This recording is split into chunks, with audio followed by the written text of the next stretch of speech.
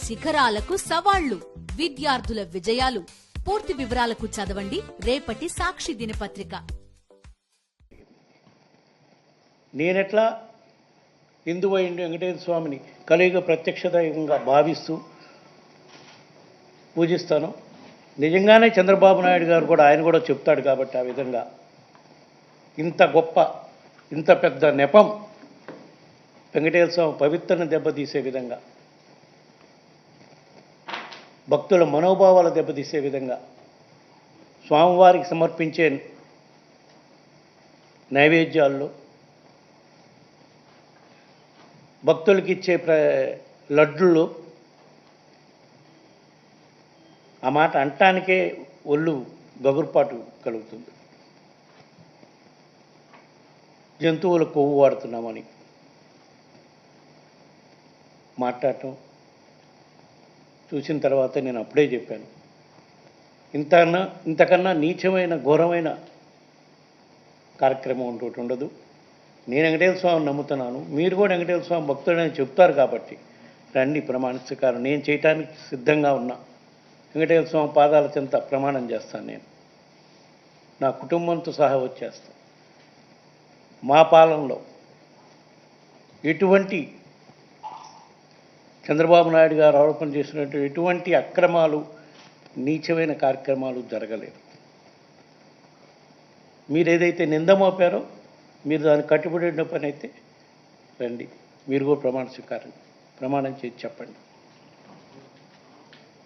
లేదా మీరు భక్తుల మనోభావాలు దెబ్బతినే విధంగా చేసిన దానికి మేము చట్టపరంగా, న్యాయపరంగా ఏం చర్యలు తీసుకోవాలో ఆ కార్యక్రమం చేస్తాం.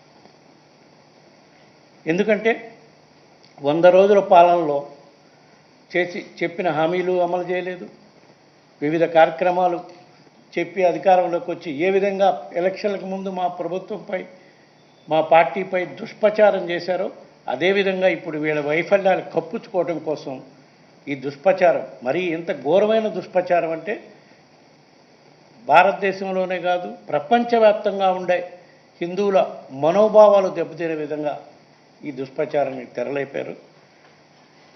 హిందువులు, ప్రపంచవ్యాప్తంగా ఉండే హిందువుల్లో ఇది ఒక ఇదిగా భావించే పరిస్థితి వచ్చింది. రాత్రి నుంచి నేను చూసిన వెంటనే రియాక్ట్ అయ్యాను. దాని మీద ప్రమాణ స్వీకారం చేద్దామని చెప్పడం జరిగింది. ఇప్పుడు వివరంగా ఏ విధంగా గత 5 సంవత్సరాలు మా పాలనలో స్వామివారి నైవేద్యాలు పెట్టడంలో కానివ్వండి, భక్తులకు ఇచ్చే లడ్డూలు తయారు చేయటంలో కానివ్వండి, ఏమి విధంగా నాణ్యతను పాటించాము, ఏ విధంగా 2014 నుంచి 15 వరకు వాళ్ళు చేయని కార్యక్రమాలు కూడా మేము 2019 నుంచి 24 వరకు చేశాము, కొన్ని వివరాలు మీకు తెలియజేయడం కోసం ఈరోజు ఈ ప్రెస్ కాన్ఫరెన్స్ ద్వారా చెప్పడం జరుగుతుంది. మా ప్రభుత్వం అధికారంలోకి రాకముందు 2019లో 2014 నుంచి 15 వరకు ఏదైతే సిస్టమ్ ఉందో, ఎందుకంటే మెయిన్ ఇక్కడ కావాల్సింది కౌ ఘీ ప్రొక్యూర్ చేసే సిస్టమ్ ఏదైతే ఉందో అదే లడ్డు తయారీలోకి వాడే కౌ ఘీ కానివ్వండి, మిగతా ఇంగ్రీడియంట్స్ కానివ్వండి, ఏ సిస్టమ్ అయితే 2014 నుంచి 15 వరకు ఉందో అదే సిస్టమ్ మేము అధికారంలోకి వచ్చినా కూడా 2024 వరకు వివిధ మార్పులు, ఇంప్రూవ్మెంట్స్ చేసుకుంటూ పోయామే కానీ అదే సిస్టమ్ కంటిన్యూ అయ్యాలి.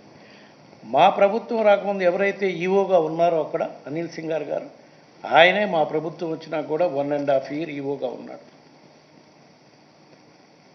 ఇంకా మేము భక్తులకు మెరుగైన సౌకర్యాలు చేయటం కోసం, పవిత్రతను కాపాడుకోవటం కోసం ఎన్ని మెరుగైన కార్యక్రమాలు చేశామంటే ఇందులో 2 భాగాలు ఆయన నిన్న మోపిన నెపాల్లో.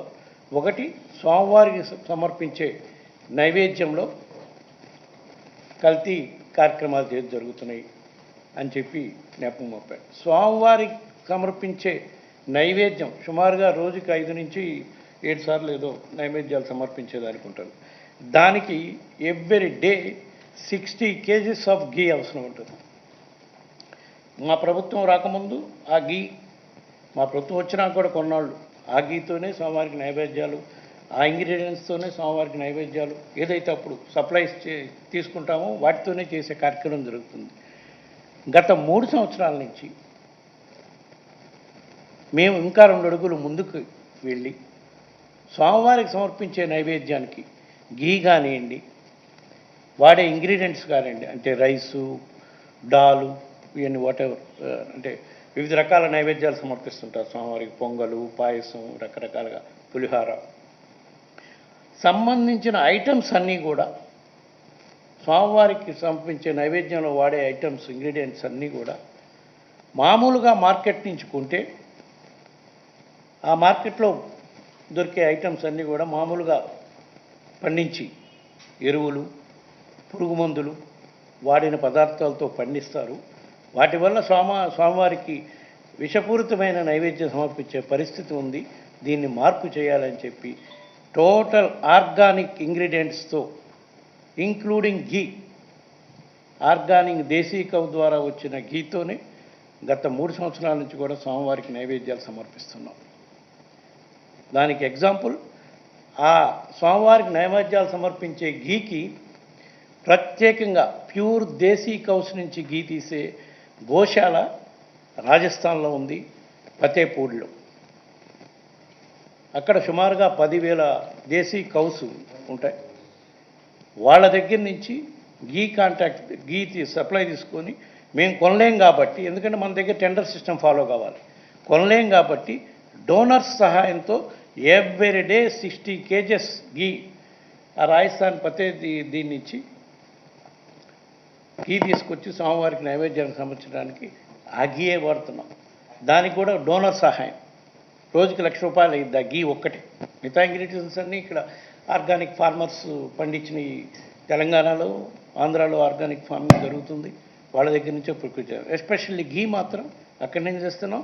దాన్ని కూడా ఒక డోనర్ సహాయంతో రోజుకి ₹1,00,000, నెలకు 30 లక్షలు. ఇప్పుడు దాకా 3 సంవత్సరాల నుంచి ఆ డోనరు దాదాపు 10 crores దాకా ఈ ఘీతో నైవేద్యం చేయడానికి డొనేట్ చేస్తున్నాడు. అదేవిధంగా మళ్ళా దీన్ని పర్మనెంట్గా స్వామివారి నైవేద్యాల వరకు ఇప్పుడు మనం ఏదైతే చేస్తున్నామో స్వచ్ఛమైన పదార్థాలతో చేసి ఇవ్వాలని, దీన్ని పర్మనెంట్గా ఎస్టాబ్లిష్ చేయాలని మా గోశాలలో రాజస్థాన్ నుంచి తిరుమల తిరుపతి దేవస్థానం గోశాల ఉంది. దాంట్లో 550 దేశీ ఆవుల్ని గుజరాత్ నుంచి, రాజస్థాన్ నుంచి తీసుకొచ్చి ఆ గోశాలలోనే వాటిని అన్నీ చేసి, వాటి నుంచి వచ్చే పాల ద్వారా స్వామివారికి నిత్యము నైవేద్యాలకు అవసరమైన 60 kg ఘీ పర్మనెంట్గా తయారు చేసుకునే కార్యక్రమం చేయాలని ఆ ప్లాంట్ కూడా పెట్టడం జరిగింది. ఆ ghee manufacturing, milk chilling and ghee manufacturing plant. అది మా ప్రభుత్వం అధికారం ఉండేప్పటికి పూర్తి స్థాయిలో అయిపోయింది. బహుశా ఇప్పుడు నేను పొద్దున కూడా ట్రై చేశాను కనుక్కోవడానికి, అది కంప్లీట్ అయిపోయి ఓపెనింగ్ కూడా రెడీగా ఉంది. ఇది నైవేద్యాల వరకు ఆయన చేసిన నెపానికి మా ప్రభుత్వంలో ఏ విధంగా మెరుగైన స్వామివారికి నైవేద్యం ఇవ్వడానికి మేము చేసాం. ఇదివరకు గత ప్రభుత్వంలో 2014 నుంచి 15 వరకు కాదు, అంతకుముందు కూడా ఎవరు ఆలోచన కూడా చేయలేదు ఇట్లా. నెక్స్ట్ రెండో ఆరోపణ, లడ్డూ ప్రసాదం తయారు చేయడంలో కూడా నాణ్యత లోపించింది. దాంట్లో కూడా వాడే ఘీ నాణ్యత లేని ఘీ వాడుతున్నామని చెప్పి నేను ఇందాకనే చెప్పాను. ఘీ నాణ్యత కోసం అని చెప్పి ఇదివరకు ఒక ల్యాబ్ ఉండేది. మా ప్రభుత్వం అధికారంలోకి రాకముందు ఆ ల్యాబ్ వాళ్ళు every time 2 times 3 times check చేసినాకనే మనకి ట్యాంకర్స్లో వస్తుంది లడ్డూ తయారీకి మొత్తం. అది టెస్టులు చేసినాకనే క్వాలిటీ బాగుంటేనే అన్లోడ్ చేస్తారు, లేకపోతే రిటర్న్ పంపిస్తారు. లోగడ ఎన్నిసార్లు ఆ విధంగా రిటర్న్ చేశారో నాకు తెలియదు. కానీ మా ప్రభుత్వం వచ్చినాక 2019 నుంచి 24 వరకు కూడా నా ఉద్దేశం సుమారుగా 10 సార్లు ఆ విధంగా ట్యాంకర్లు రిటర్న్ పంపిన దాఖలాలు ఉన్నాయి. ఇది క్వాలిటీ బాగాలేక. అది కూడా కాక ఇంకా 2 స్టెప్లు ముందుకు పోయి ప్రతి ట్యాంక్ దగ్గర వచ్చిన టెస్టింగ్ చేసేటప్పుడు మన దగ్గర ఉండే ల్యాబ్ ఎక్విప్మెంటు ఎప్పుడో 20-30 సంవత్సరాల నాడు పెట్టిన ఎక్విప్మెంట్ కాబట్టి క్వాలిటీ సరిగా చెక్ చేయలేకపోతుందని మైసూర్లో ఉన్న CFTRI, central food and technical research institute, వాళ్ళ దగ్గర నుంచి డిప్యుటేషన్ మీద ఒక ఆఫీసర్ని తీసుకొచ్చి ఆ ఆఫీసర్ అడ్వైజ్ ప్రకారం ల్యాబ్ను మొత్తం ఆధునిక ల్యాబ్గా మార్చి మళ్ళీ అక్కడ పనిచేయడానికి కూడా ఒక సీనియర్ CFTRI ఎంప్లాయీ రిటైర్ అయిన ఆయన్ని తీసుకొచ్చి ఇక్కడ పెట్టుకొని ఆ విధంగా గత 3 సంవత్సరాల నుంచి కూడా టెస్టింగ్ ఫెసిలిటీస్ని ఇంప్రూవ్ చేసి, ఇదంతా ఎందుకు, క్వాలిటీ ఆఫ్ ఘీ, లడ్డూలో వాడే క్వాలిటీ ఆఫ్ ఘీని మనం ఎక్కడా కల్తీ లేని గీ వచ్చేటట్టుగా చేయటం కోసం ఇన్ని కార్యక్రమాలు చేశామని చెప్పి ఈ సందర్భంగా తెలియజేసుకుంటూ, ఇన్ని రకాల భక్తుల స్వామి పవిత్రతను కాపాడుకుంటూ భక్తులకు ఎక్కడ అసౌకర్యం కాకుండా ఇన్ని కార్యక్రమాలు చేసిన మా ప్రభుత్వంపై, మా పార్టీపై ఇంత ఘోరమైన ఎందుకు మోపారు ఈ నెపం అంటే, ప్రజల దృష్టిలో మేము దుష్ప్రచారం చేసి నమ్మించే కార్యక్రమం చేయాలని చూస్తున్నాడు. ఇది చాలా నీచమైన ఆరోపణ. దీనిపై వాళ్ళు చంద్రబాబు నాయుడు గారికి ఎవరైతే మాట్లాడారో దీనిపై వాళ్ళు స్పందించాలి. వాళ్ళ దగ్గర ఏమైనా ఆధారాలు ఉంటే నిరూపించాలి.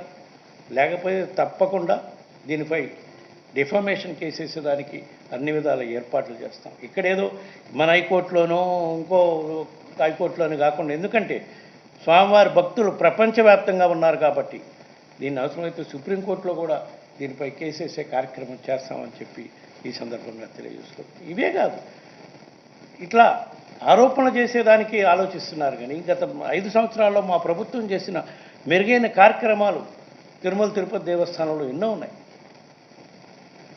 అవన్నీ పక్కన పెట్టి వీళ్ళు దుష్ప్రచారం చేయటం కోసం, మా మీద నింద మోపటం కోసం, రాజకీయ లబ్ధి కోసం, స్వార్థ ప్రయోజనాల కోసం ఆరోపణలు చేసే కార్యక్రమం, ఇంతటి ఘోరమైన ఆరోపణలు చేసే కార్యక్రమం చేస్తున్నారని చెప్పి తెలియజేసుకుంటున్నా.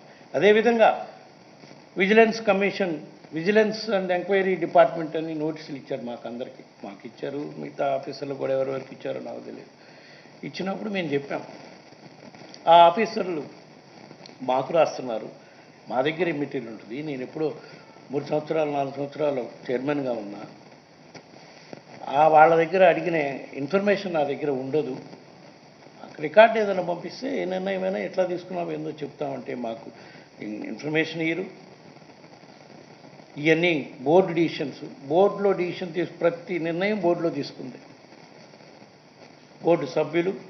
బోర్డు సభ్యులతో పాటు ఎక్స్కప్షో మెంబర్స్ గవర్నమెంట్ సైడ్ నుంచి ఉన్నారు. అన్నీ తీసుకున్నాం, అన్ని నిర్ణయాలు తీసుకోవడం జరిగింది. ఇంప్లిమెంట్ చేసే ఆఫీసర్లు వాళ్ళ ప్రేమను ఏమి లేకుండా పేపర్లో వస్తుంది. నిన్నో మొన్నో ఒక పేపర్లో విజిలెన్స్ రిపోర్ట్ అయిపోయింది, 520 కోట్ల రూపాయల దోపిడీ జరిగింది అని చెప్పి పేపర్ రైటింగ్ వస్తుంది. సో ఏ స్థాయిలో దుష్ప్రచారం చేసే కార్యక్రమం చేస్తున్నారంటే చూడండి. దాని మీద కూడా ఈరోజు కోర్టుకు వెళ్తున్నారు. సో వీటన్నిటిపై నిగ్గు తేల్చే కార్యక్రమం చేస్తాం.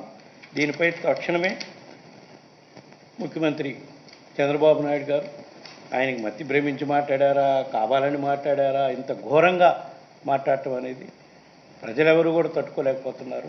మరీ ముఖ్యంగా హిందువులు తట్టుకునే పరిస్థితి కూడా లేదు. దీనిపై వాళ్ళు సమాధానం చెప్పాలని చెప్పి ఈ సందర్భంగా కోరుకుంటున్నాను.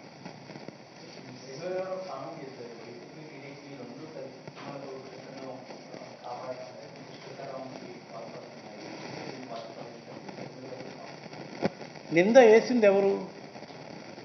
ఆయన అడుగు. మమ్మల్ని ఎందుకు కలుపుతున్నారు?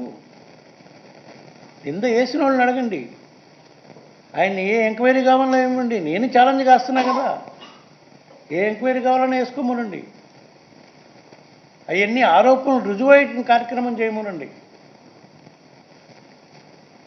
మనం మాట్లాడే ప్రతి మాట రాజకీయంగా అయితే ఎన్నో మాట్లాడుకోవచ్చు. ఇది తిరుమల పవిత్రతకు సంబంధించింది, భక్తుల మనోభావాలకు సంబంధించింది. అది కొంచెం ఆలోచించుకొని మాట్లాడాలి అని చెప్తున్నాను. నేను కూడా ఇంక రాజకీయంగా చాలా మాట్లాడవచ్చు. చంద్రబాబు నాయుడు గారు మతి భ్రమించింది, లేకపోతే కృష్ణా అదేంది వారధి బోటుతో బుద్ధి వైసీపీ వాళ్ళు పడేయాలనుకుంటున్నారు, అవన్నీ మాట్లాడుతున్నారంటే ఆయన మైండ్ సెట్ ఎట్లా ఉందో అర్థం చేసుకోవచ్చు. ఇప్పుడు ఇది చూసినాక ఇంకా పూర్తిగా అర్థమవుతుంది. అవన్నీ మాట్లాడదలుచుకోవచ్చు. ఎందుకంటే ఇది చాలా తప్పు ఆయన మాట్లాడేది. ప్రజల మనోభావాలకి, భక్తుల మనోభావాలకి సంబంధించిన అంశం కాబట్టి దాని వరకే నేను రియాక్ట్ అవుతాను.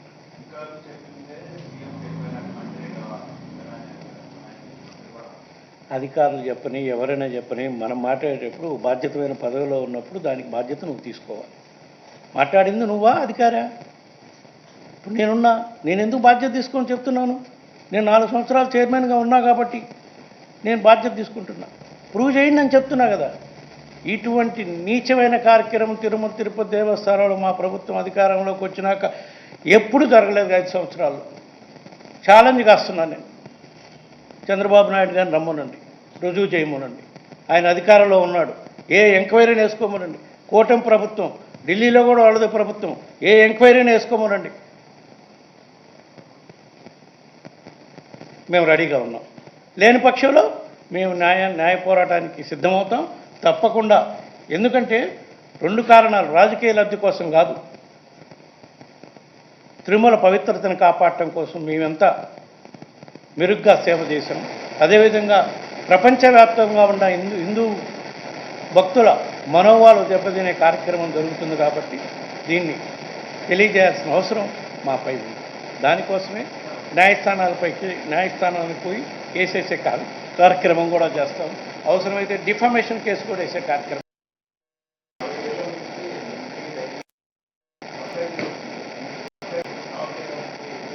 అట్లేం లేదమ్మా, స్టాప్ చేయాలని మాకేం లేదు. 2004 నుంచి 2015లో కూడా కొన్నిసార్లు వాళ్ళు సప్లై చేసేవాళ్ళు, కొన్నిసార్లు సప్లై చేయరు నందిని డైరీ. ఎందుకంటే అది కర్ణాటక ఫెడరేషన్కి సంబంధించి. మా ప్రభుత్వం అధికారంలోకి వచ్చినా కూడా కొన్నిసార్లు వాళ్ళు సప్లై చేశారు. అంటే పేర్లు వాటి జోలికి పోవడం అనేది టెండర్ సిస్టమ్. నేను ట్రాన్స్పరెన్సీగా పోవాలని టెండర్ సిస్టానికి డిబేట్ కాదు. వాళ్ళు టెండర్ సిస్టంలో పార్టిసిపేట్ చేయడానికి కొంత ఎస్టేట్ చేశారు. దానికి కారణం వాళ్ళు చెప్పిన కారణాలు, వేరే కారణాలు ఉన్నాయి. అవన్నీ ఇప్పుడు మనం మాట్లాడుకోవటం కరెక్ట్ కాదు. బట్ సప్లయర్స్ ఎవరు అనేది కాదు, మనకి నాణ్యమైన గీ వస్తుందా రాదా, నాణ్యమైన గీ సప్లై జరుగుతుందా లేదా.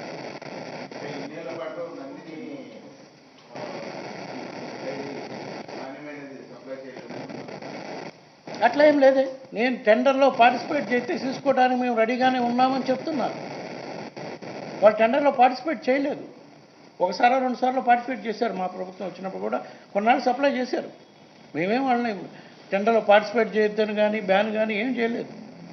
కాకపోతే మిగతా సప్లైర్స్తో కంప్లీట్ చేయలేకపోయారు కొన్నిసార్లు.